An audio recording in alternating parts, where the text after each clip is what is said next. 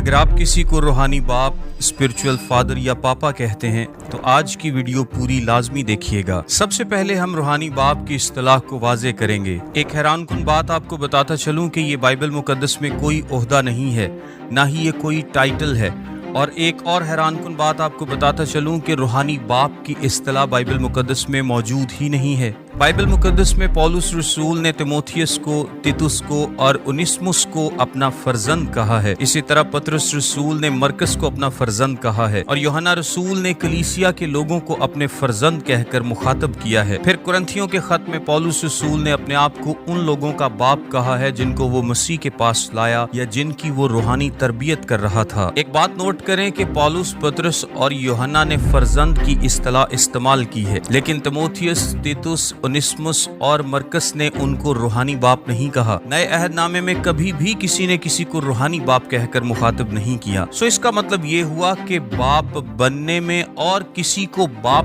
کہنے میں فرق ہے۔ کسی کو باپ کہنے کے تعلق سے متی کی انجیل اور اس کے 23ویں باب کی 9ویں آیت بڑے واضح طور پر بیان کرتی ہے کہ ہمیں روحانی طور پر کسی کو بھی اپنا باپ نہیں کہنا، لیکن ساتھ ساتھ یہ بھی بتاتا چلوں کہ بائبل مقدس کسی کو بھی منع نہیں کرتی کہ وہ ایک باپ کے طور پر کسی کے بھی سر پر شفقت کا ہاتھ رکھے، اسے روحانی طور پر سکھائے، اسے اور میچور کرے، مضبوط ہونے میں اس کی مدد کرے، اس کا ساتھ دے یا اس کا خیال رکھے۔ آسان الفاظ میں اپنے آپ کو کسی کا پاپا یا اسپرچول فادر ڈکلیئر کرنا اور ایک باپ کی طرح بن کر دکھانا، ان دونوں میں فرق ہے۔ یعنی اگر آپ کے چرچ کے پاسٹر یا کوئی بھی پاسبان آپ کا ایک باپ کی طرح خیال رکھتے ہیں تو بالکل ٹھیک ہے، لیکن اگر وہ آپ سے مطالبہ کرتے ہیں کہ ان کو پاپا یا اسپرچول فادر کہہ کر پکارا جائے تو یہ بات بائبل مقدس کے خلاف ہے۔ اس سے پہلے کہ ہم اسپرچول فادر پر مزید بات کریں، میں آپ کو بتاتا چلوں کہ اسپرچول فادر کی آج کے دور میں 2 کیٹیگریز ہیں۔ ان میں پہلی کیٹیگری ہے آن لائن پاپا کی اور دوسری کیٹیگری ہے آف لائن پاپا کی۔ آئیے سب سے پہلے آن لائن پاپا کی بات کرتے ہیں۔ کچھ لوگ ٹی وی یا سوشل میڈیا پر کسی کو دیکھ کر یا ان کا کلام سن کر ان کو اپنا پاپا ڈکلیئر کر دیتے ہیں، اور یہ بات سراسر بائبل کے خلاف ہے، کیونکہ وہ آپ کی روحانی طور پر اس طرح سے نشو نما نہیں کر سکتے،